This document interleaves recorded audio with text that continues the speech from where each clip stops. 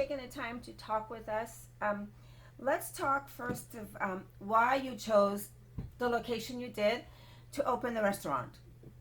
Okay, so I wanted to open in the Beverly Hills because I initially came into the restaurant industry with ramen. Ramen is like the Japanese soul food, and that was it's like the daily food that people can eat. And but this time my concept is a soba noodle, which is a little different and a little more high end. So I wanted to introduce the different dining experience at this location in Beverly Hills that you can enjoy the soba noodle with wine, Mm-hmm. or you can enjoy soba noodle with some Japanese tapas appetizers. That's why I wanted to. I chose this location in Beverly Hills, and the people can sit and spend their time to enjoy their food. Wonderful. Now, you have a very unique concept there because you are making these noodles from scratch.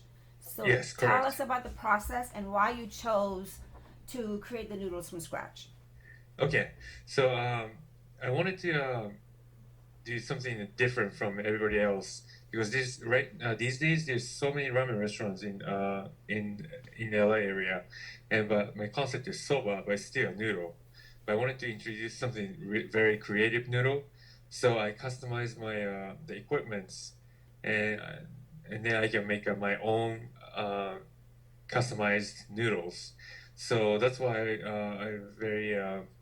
I use I'm making the noodle from scratch, and also I believe the fresh noodle tastes much better than the all these like aftermarket noodles. Right, So definitely. yeah, I could and taste the difference, when I ordered my uh dish, and it's really incredible because I think I ordered two different dishes. I know one had like these really sort of like flat noodle, and that was yeah, amazing. Let's talk about that first dish that I had. yeah. Okay, so fresh noodle was I believe it's the number six. Flat noodle, that's in Japanese we call it the hirauchi soba, and that is a flat means a flat noodle. And but my flat noodle has actually the dent, a little dent on the noodle. It's the surface of the noodle, so that gives a different texture when you eat. So some places thin and some places are thicker. So when I cook for the minutes is it's actually give a cook in a different way, and it gives provide a different texture when you eat. So you can enjoy the complex texture. Right. It's like a little Yeah, wave. It seemed like there yeah, was a yeah, exactly. wave to Yeah, the noodle, which was yeah, yeah. really Uh-huh. interesting. Okay, so that was number seven. That Mm-hmm. we call it the lamb in the lava. Um, Reason why I wanted to create this dishes is because no, I don't really see the lamb in the noodle, and but I personally like the lamb, and I Mm. was thinking like what can go together, and when I was like traveling Asian countries, I encountered with a lot of different the flavor broth, Mm-hmm. and yeah, and that was the beginning of like, oh, maybe I should make some noodle with a lamb, and Mm. what can I go with it.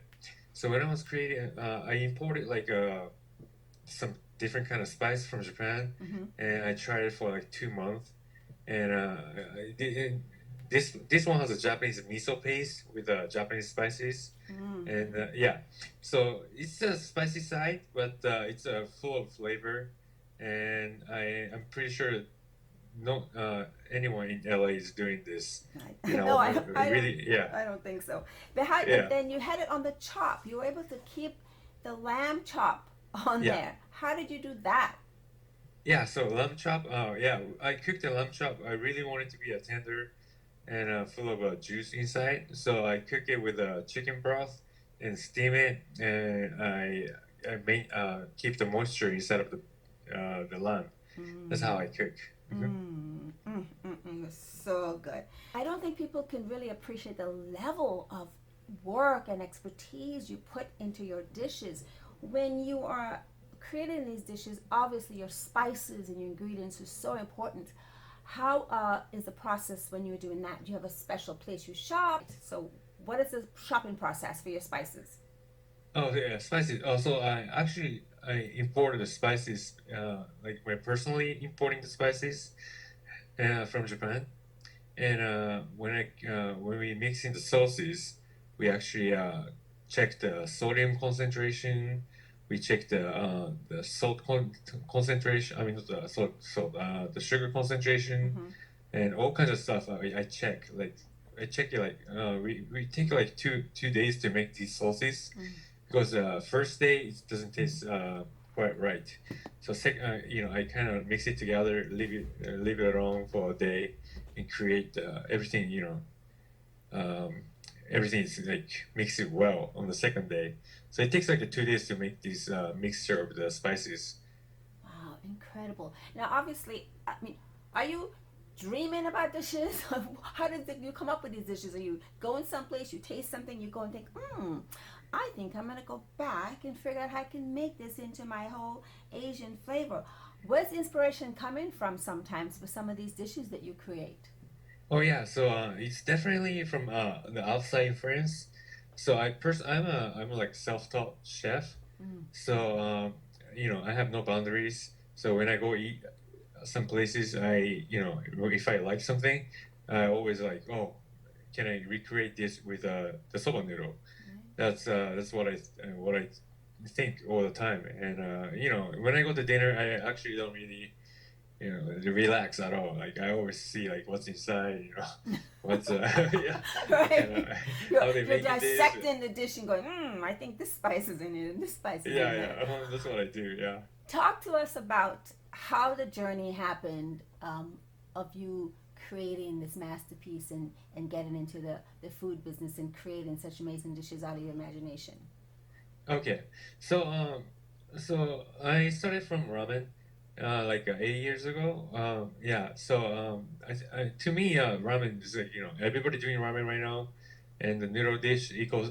A lot of people think the noodle Japanese noodle dish equals to ramen, but I wanted to bring up the soba aspect of the noodle, which is have a long history in Japan, and so yeah. I always I always think okay, so this soba dishes, how can I make it better and this and that.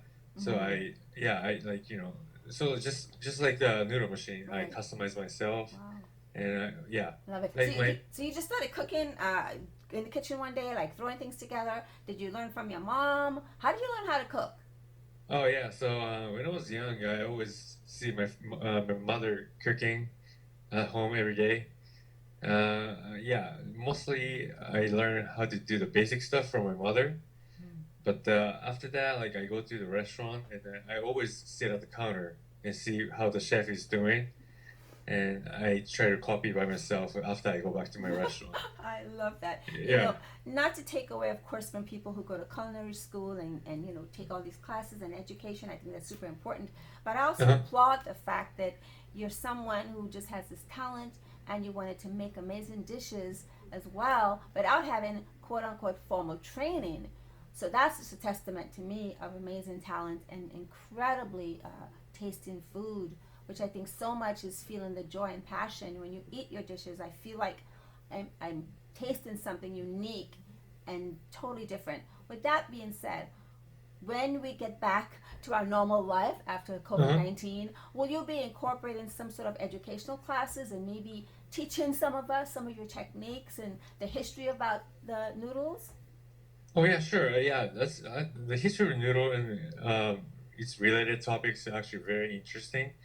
And right now, I just opened my restaurant like a couple months ago, so I don't have time right now. But eventually, if the restaurant is stable and this society right now, gets more, normal, Mm-hmm. then I'm interested in the cooking class and that kind of stuff to provide more knowledge to the old American customer who enjoys my noodles. Right, definitely. When you were doing your restaurant and doing the research and trying all these dishes, did you come across surprising things that you learned about maybe even the history of stuff that you didn't know? Oh yeah, yeah, definitely. Yeah, the history itself is very interesting. So I have a lot of antique noodle machine in my restaurant because I wanted to emphasize that the soba itself has a lot of history, and these noodle machines are actually used by the villagers in Japan, like 1920s or something. You know, everybody shared these machines to make the noodles, for their families in the village. Like each village only have like one machine to Wow. make it. So yeah, so that kind of stuff was really fun to me to learn, and the technique that they used to use is actually pretty similar to the technique that we use right now, and the kind of similarity was very interesting to me. Right. Yeah. There's nothing more amazing than tasting freshly made pasta, freshly made noodles, freshly Yeah. made bread. You can just taste the difference. When we get back to our normal process, Uh-huh. what are some of the exciting things that customers can expect when they come to visit your restaurant? Oh, okay, so even right now, I'm trying my best to open the restaurant for the delivery and the pickup. Hmm. But yeah, when we actually open the restaurant for the public after the coronavirus, uh, the customer can expect how we actually making it, because we have a big open kitchen in the middle of the restaurant, and that's where the excitement happens. And I really want the customer to see like, oh, like how we prepare the food, and how how much of like even like everything is very ac- uh, so everything like such as a cooking time of the noodles and all that kind of stuff is like we care about a lot, like even like 1 second counts. Mm, So that kind of stuff, how that's I'm incredible. making noodles and cooking the noodles, I think the customer can enjoy actual, the feeling, Right. looking at like a movie or something, I yeah. love that. Well, obviously, you are making these dishes. Of course, your hands are on it. You're right Yeah. there. How are you training your staff to do what you do so the consistency stays for your brand? Okay, so it's actually the training is very important, and people I hire is like all my team is American team, and I don't really have like a lot of Japanese chef or anything like that, and so I teach them how to use chopsticks at first, and from there, yeah, from That's there, great. like I'm teaching them everything. So I'm at the restaurant all the time and like, monitoring them like what they do, and then I always teach them here what should be done and this and that, and all the little technique that can improve the flavor of the dishes. So it takes usually like 2 to 3 months to accomplish the training. Mm. So yeah, so it's very exciting too. I mean, I can teach a lot of method to my employees, and the employees grow with it. So it's fun for me. I love Yeah. that. Well, I'm sure I want to take a class. I probably won't be as proficient as everybody there, but I think the basics would be all I could probably handle anyway in the beginning. Yeah. Well, before we end, of course, obviously, please let everyone know where you're located and you are open for pickup and delivery once more. And of course, on the website as well. Give us all that information.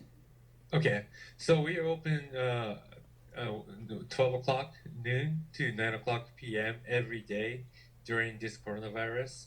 And we are located in the 111 North Las Cienega Boulevard, Beverly Hills, California 90211. It's right next to the Matsuhisa restaurant and in front of the Lowry's restaurants. And yeah, we are selling every single item menu on the menu, our menus, and we are trying my best. Every day I'm here, I'm trying my best to prep food, for the customers. Mm. So yeah, Well, yeah, they will not be disappointed they will not, yeah, trying your food at disappointed at all. all. Yeah. So if you can describe your brand in maybe 3 or 4 words and what someone would expect, what would you tell everybody out there about Kazan? What would you say? I would say the Kazan has the best noodle dishes in LA. That's what I want to say. Good. Yeah. I think you're absolutely. Oh, and of course the sauces that go with these amazing dishes Oh, are thank you. fabulous. So I want to say it's tasteful, and your taste buds will sing like an Uh-huh. opera star. So that's my take on it.